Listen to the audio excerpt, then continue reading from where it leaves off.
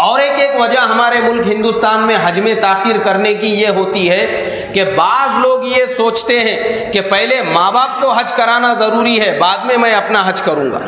یہ بھی بہت بڑی غلط فہمی ہے، اس لیے کہ باپ کا حج باپ کے اوپر فرض ہے، بیٹے کا حج بیٹے کے اوپر فرض ہے، ماں باپ کا جو حج ہے وہ ان کے اوپر فرض ہے، بیٹے کی ذمہ داری نہیں ہے کہ بیٹے نے پہلے ماں باپ کو حج کے لیے بھیجنا اور پھر اس نے حج کے لیے جانا۔ ماں باپ اگر صاحب نصاب ہے، صاحب استطاعت ہے، ان کے پاس اتنا مال ہے، دولت ہے، جائیداد ہے، پراپرٹی ہے کہ وہ اپنے پیسوں سے حج کے لیے جا سکے، تو ان کے اوپر فرض ہے وہ حج کو جا کر آئے، بیٹے پر فرض نہیں ہے۔ لیکن بیٹا ماں باپ سے پہلے صاحب نصاب بن گیا، دولت والا بن گیا، مال والا بن گیا، اور بیٹے کے پاس اتنا مال دولت آ گیا کہ اب اس کے اوپر فرض ہے، تو بیٹے نے بغیر ماں باپ کے حج کیے کہ اپنے حج کرنے کی فکر کرنا چاہیے، اس لیے کہ اگر وہ بغیر ماں باپ کے اپنے حج کی فکر نہیں کرے گا اور اس سے پہلے اگر دنیا سے چلا جائے گا تو پھر وہ اس وعید میں شامل ہو جائے گا جس میں اللہ کے نبی نے کہا ہے کہ یہودی ہو کر مرے یا نصرانی ہو کر مرے۔ شریعت کے سارے احکام جو ہوتے ہیں وہ آدمی کے اپنے اوپر، پرسنل انڈیویجول آدمی کے اوپر احکام لاگو اور نافذ ہوتے ہیں، دوسرے کے احکام شریعت میں کسی اور کے اوپر نافذ نہیں ہوتے۔ ایسا نہیں ہے کہ اگر آپ اپنے ابا کی طرف سے نماز پڑھو گے تو ابا کی بھی نماز ادا ہو جائیں گی، آپ پر آپ کی نماز فرض ہے اور ابا پر ابا کی نماز فرض ہے۔ اور ہوتا بھی ہے، بہت سارے بڑی عمر کے لوگ خود ایسے ہوتے ہیں جن کے اوپر حج فرض ہوتا ہے، مگر لالچ اور طمع کی وجہ سے کہ اتنا پیسہ میں کیسے خرچہ کروں، میں نے تو ایک روپیہ جو ہے حساب سے گن کر خرچہ کیا تھا، ایک دم میں اگر 2 لاکھ روپیہ کیسے خرچہ کروں۔ یہ بخیلی کی وجہ سے بھی بہت سے بوڑھے لوگ جو ہے وہ حج سے رکے ہوئے ہوتے ہیں، اور جوان وہ صاحب نصاب ہونے کے باوجود بیٹے حج کرنے سے ڈرتے ہیں کہ بھائی ابھی تک ابا نے حج نہیں کی، اور ابا کے پاس مال دولت بھی ہے،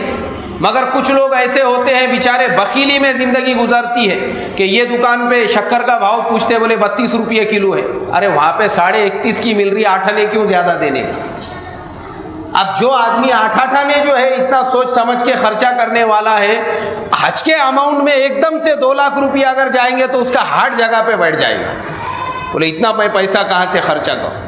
حالانکہ ایسا نہیں ہے کہ لوگوں کے پاس پیسہ نہیں ہوتا ہے، کروڑوں لاکھوں روپے پڑے ہوئے ہوتے ہیں، اور مرنے کے بعد جب میراث تقسیم ہوتی ہے اور جس آدمی کو لوگ خود سمجھتے ہیں کہ اس کو زکوٰۃ دینا چاہیے، ایسے لوگوں کے پاس میں لاکھوں روپے اور سونے چاندی کے پرانے زمانے کے سکے وغیرہ اور اس کی بڑی بڑی جب پیٹیاں نکلتی ہے تو ان کے بیٹے منٹوں میں کروڑ پتی بن جاتے ہیں۔ ہم نے دیکھا ہے ایسے لوگوں کو کہ جو لوگ پوری زندگی ستلی کا ٹکڑا بھی ایسا وہ اٹھا کے رکھتے تھے حفاظت سے، ستلی رہتی نا اپنے اس کو باندھنے کی، تھیلے کو باندھنے کی، وہ اس کے ٹکڑے بھی حفاظت سے رکھتے تھے یہ ضائع نہیں ہو جانا۔ نرما کے جو پنیا رہتے خالی یا بسکٹ کے یہ وہ جو رہتے اس کو بھی گھڑی کر کے رکھتے تھے، یہ بھی کام کی چیز ہے، یہ بھی برباد نہیں ہونا چاہیے۔ ان کی زندگی دیکھ کے لوگوں کو رحم آتا تھا، لیکن جب وہ دنیا سے گئے اور ان کے انتقال کے بعد جب ان کے اولادوں میں میراث تقسیم ہوئی تو پتہ چلا کہ یہ کروڑ پتی سے بھی بڑے پتی تھے،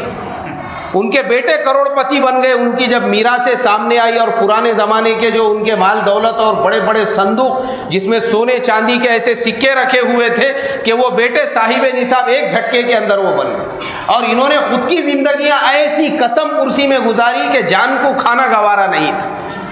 تو لوگ بخیلی کی وجہ سے بھی حج نہیں کرتے، اور بیٹا باپ کی وجہ سے اٹکا ہوا رہتا کہ نہیں ابا حج کو جا کر آئیں گے تب میں جاؤں گا، تو یہ سراسر شریعت کے خلاف ہے۔ شریعت یہ کہتی ہے کہ بیٹے پر اگر حج فرض ہو چکا ہے، اب اس کے اوپر لازم نہیں ہے کہ وہ پہلے یہ دیکھے کہ ماں باپ کا حج ہوا یا نہیں ہوا، وہ اپنے حج کی فکر کرے۔ ماں باپ پر ان کا حج فرض ہے، بیٹے پر اس کا حج فرض ہے، اور وہ اپنے حج کے لیے روانہ ہو جائے۔ وہ اس بات کی بالکل پرواہ نہ کرے کہ